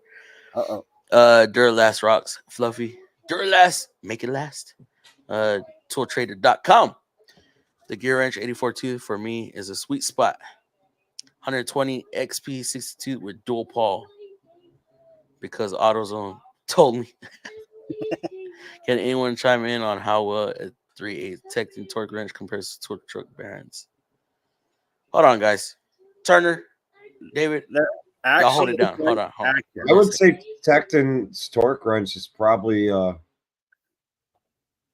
I'd say Tecton's torque wrench is probably pretty solid. Almost every tool they make is pretty solid. They stand behind everything. And their torque wrenches are actually fairly accurate. Like they're not Taiwan. Is it a Taiwanese? Is Tecton's torque wrench made in Taiwan? I think they're made in Taiwan, but they're fairly accurate. Like they're not too bad, and they're tough. Like the guy, one of the guys at the top have them. If they're made in the United States, they're made by either CDI or Precision Torque, most likely, which would pretty equal to a Snap-on or a Mac torque wrench. Like don't know who makes Matco's torque wrench. I think theirs is. I think Matco's torque wrench is Taiwanese. Like to be totally honest, unless you're doing aircraft mechanics or highly precision stuff, and you're not working for Boeing, you can use any torque wrench, because any of these cheap torque wrenches are going to be more than accurate enough for the automotive industry, automotive trade. Yeah. It's just how long. What would you say our accuracy's got? What would you say our accuracy's got to be? I'll be really loose here on the accuracy of a torque wrench on automotive. 6%. Plus or minus. I was going to say I was going to go as high. I'm going to be very lenient, as high as plus or minus 10%. Yeah, I say that's about a good tolerance. Like plus minus 10% is more. We're not dealing with aircraft, like you said. Like that's the thing, is like these digital torque wrenches, they're sweet, they're nice, they're a luxury, but are they actually? I'm gonna look it up. I'm gonna look it up and see who's texting. They're really not that necessary. Like not as strong as single pole. All right, guys, I gotta hurry up. Yep, my son's going through it right now. Yep, and not as strong as single paw. I will say, what the hell? Click. I will say the only thing I don't like about Milwaukee ratchets is they don't sell comfort grips. Comfort grips are nice. Gear wrench at Matco are known for grenading when they are dropped too much. I can agree. I can agree. Mine's exploded one time. Luckily, I found all the pieces and put it back together. It hasn't done it since. I just don't think when I had got it rebuilt that the snap ring was put in properly. For sockets, look up Tight Spot on Amazon. They have amazing socket kits, and even being impact, they are thin walls. Turner is right about gear wrench warranty. Check out the site. Pittsburgh gear wrench, 10 millimeter double stamped.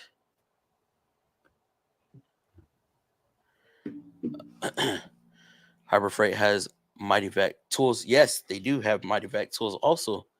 Whereas to which are smooth. I don't trust their strength. Fluffy Friend has a Nissan Altima Coupe. Has hums more. Car hums more and more as he drives faster. Mechanic said. That could be, man, that is so hard. It could be the transmission. But it could be wheel bearings. It could be tires. So it just depends. Somebody who knows what they're looking at would need to look at it. Would I trust those torque wrenches? Yes, absolutely. Yes. I trust them. Split beams. That is a very good price for both torque wrenches. Yeah. And yes, they are made in Taiwan. Made by Apex. Yeah, they're made in honestly, Taiwan. in the automotive industry, we don't need to be super accurate. Like we don't design-wise, they're copycatting a precision torque or a CDI torque wrench. Yeah, we used to use those at Discount Tire, or we used those. No, I would trust those split beam torque wrenches. They're close enough for automotive use. Still made by Apex. Any means. If Harbor Freight and Astro got together, the industry would go crazy. They already are together. It's already going crazy. I invented an all-in-one wrench tool using H-beam construction. You can snap on different ends for different sizes and angles. There's a few 45 and 90 ends to adapt it. That's what's up, bro. JD Tico has M12 right angle impacts with 3 M12 2.5 batteries for $309. That is not bad. Yeah, that sounds about right. Damn. I have some Astro stuff, 3/8 and 1/4 inch head, useful for me. I thought when transmission is going bad, the shift gets rough. No, they could, it could be a bearing inside the transmission that's getting starved. It could be worn. A torque converter or a pump that's getting starved too. Oh, true. With the CVTs, you'll definitely have a whine hum noise when they're going out. Yes, but you could have wheel bearing and bad tires also. So you just got to know when it's actually happening. Certain symptoms will lead you certain ways. But definitely a good way to tell is get that thing up in the air, check the tires, check the wheel bearings, check the where do you hear the noise coming from? Transmission is more going to be a whine rather than a hum. As far as the CVTs, again, I see a lot of hubs go out. I see a lot of tires get mistaked for wheel bearings, for transmission issues. He got hosed big time. Oh yeah, on that $800, yeah, $800 pneumatic is nuts. Like Snap-on half-inch air gun, they feel comfortable and smooth, and light. You Macro want to air know? gun You feels want to know? bulky and You heavy want to and know a strong. cheap hack to know if your transmission is failing on you? If you have a radio that has an AM selection, put it on AM at 1010, and you can hear the whine on that AM channel from your transmission. What the hell? All transmissions hit that. Every transmission ever made will hit that frequency. What the hell? And it's too strong, almost no control, and breaking loose lug nuts. Yes, but when you're actually taking, suspension components apart, yeah, you'll appreciate the too strong. That's not happening. Here in Michigan, you'll appreciate the too strong. I'm just waiting for my Milwaukee electric air impact or electric air hammer. It's coming, Yes. Sergio. Yes, Yeah. electric air hammer. They're not the only ones working on that. It won't be an Somebody- electric air hammer. You can't call it air hammer because it's. No, you have to say electric air hammer. It'll have to be electric. Chisel. No, it has It'll to be be an electric chisel. air hammer for It'll it be to a make cordless sense. chisel. No, Because that's what Hikaki's calling theirs. Yeah, it'll be a cordless chisel or cordless Air hammer. Hammer. Hoseless air hammer. If I so much tools first. I will Have a say good the weekend, Rex, Lakes. Yes. the Rex Lake. is a fucking solid ass gun. But lately I've been needing to get tools. The tool truck or the trucks don't sell. Sometimes you can't even wait for the tool truck to show up. So I guys, as many times I've been like, you know what? I need this, and I'm going straight to Harbor Freight because it's not a tool that I'm going to use all the time, but I need it. Like I'm guilty for oil pressure gauge. Needed it on the spot. No tool trucks coming that day. I needed it like yesterday. Yeah. Because I just need this. I need just a simple pressure reading of what's the oil pump doing. All right, I'm good. I got pressure. Yeah. Did you take Lately, the check valve out when you bought it? No. Take that check valve out of it because it will give you a static reading. It will only go high. It won't drop down. Or does yours drop down when you take the throttle down? Or does it stay at the max reading? No, it goes down. Okay. I don't think it has a check valve. I'm gonna look. It's the Maddox one. I have the Maddox. Because I've noticed a lot of the cheap ones, they got his check valve. So when you get up to 40 psi, then you let off the throttle, it doesn't drop back. It's like, no, I think it shows live. Yeah, Man, live. now you got me curious. It's been trying to get my company to buy me the expensive tools. There you go. Hell yeah, Aries is awesome. 42-inch box. Damn, that's a lot of box to fill for $3K, bro. Lately I keep needing a Megger, but you guys aren't ready for those yet. Aries and Beetle are good tools. I've not heard of Beetle. I'll check them out. Yeah, I haven't either. What I mean is most shops will charge for a new or used BCM, but because I have electronics back. Oh, okay. You're out there on refurbishing them. The Tecton beam wrenches are great. Grades and half-inch clicker is okay, but you need to go slow when coming up on torque. I think Tecton quarter-inch clicker is not so good. I always break bolts. I have a what is mine? A Lenovo Lexavon or some fucking Amazon brand. It's worked out for me so far. Cheap asshole. Who, me? Why don't you have a Mako? For fucking quarter-inch, I just want to feel the little. That's it. I'm not gonna spend $500 on a quarter-inch. Are you kidding me? But it comes in green. They got a green handle on the digital. I don't care. I use it on 8 mils and 10 mils. That's it. I bought one of those UCove on Amazon. Those UCove torque wrenches. And I bought it to give to another tech, and that thing's actually really good. Like compared to my Jet, like my premium Jet, it's spot on. Like it clicks right at the same spot, and it's like a fraction of price. Like my Jet was like $300, and this thing was like 80. I think it was $80 Canadian, and it's spot on. Like VCM. See, the thing too is finding out exactly what the hell is wrong with said module. Like, why is it not communicating? A driver issue. I mean, it'll be easy. Circuit issue, but we've got an electric engineer in the stuff. chat. We got to remember his name so we can email him and send him stuff.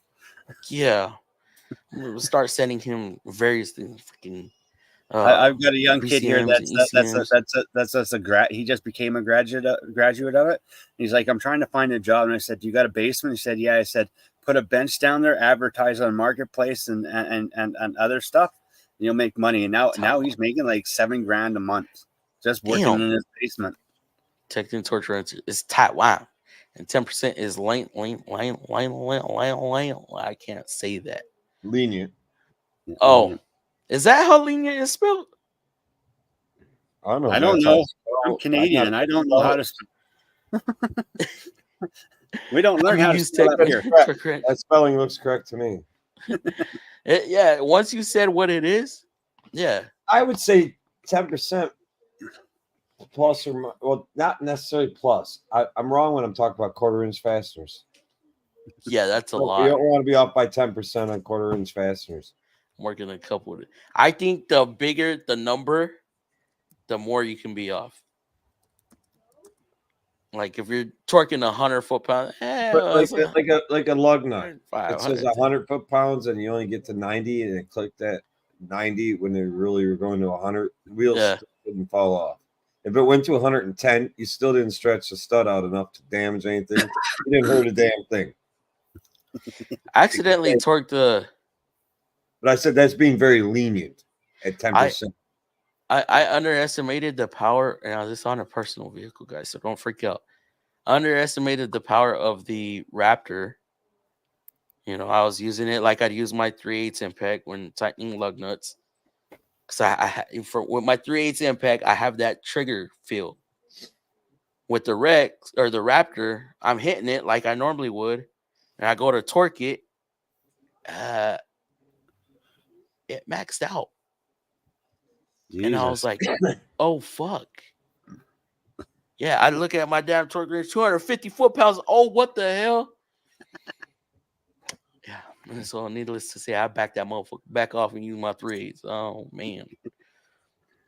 I'm working a coupon deal for Tecton beam wrench set. Let us know, bro. Let us know. Any new ones, I'll be interested. Wow, that sounds cool. I'm waiting to upgrade angle wrenches, but I won't need a beam wrench. It's just convenient. I know what he's saying. It has to do with magnetic field from the transmission servo that uses pulse width. Cordless Ugga Dugga blaster. There you go. Thanks for the input. Snap on price $400 to $900 for 1 3/8. That was so pulse width. Yeah, I got you. Pulse. Oh. Damn, I didn't even notice you put PMW. But I knew what you were saying, though. Pulse width modulation. Air is great, but I don't see new air stuff. I see new air stuff coming out all the time, Mark. What you mean? And they're improving. Just get AC. Improved air stuff. You don't see new air stuff. You see improved True. But the cordless stuff isn't new. It's just they're finding a way to make it cordless. Like the air hammer that we're going to see cordless, hoseless. You were a butter knife. What? Sir, were you a butter knife? Is crime to have. Oh, yeah. Where you're at, butter knife. Yeah. I got some Lexivon. There you go. E-torque sockets. What the fuck? This is the smallest torque wrench I own. It's hell nah. What does that go to? 400 heads on 4 cylinders and spelling. I live in a country where we spell color. Say a quarter-inch of now. Quarter-inch of deadly weapon. Yeah. All right, guys. I gotta hop off. I gotta end this. The little ones. Gonna be some trouble tonight, but Yeah, we'll be back on Tuesday. So I appreciate everybody coming through. Appreciate all the comments. Appreciate y'all's time. Y'all have a good weekend. Everybody have a good week. And Even when you feel low, you can still go. Even when you feel slow, you can still go. Even when there's no hope, you can still go. I never answer to no, man, I still go. Go, go, go, go, go, go, go, go, go, go, go, go, yo, go, go, go. Hustle hard, hustle every single day. I'll be making moves till I'm buried in my grave.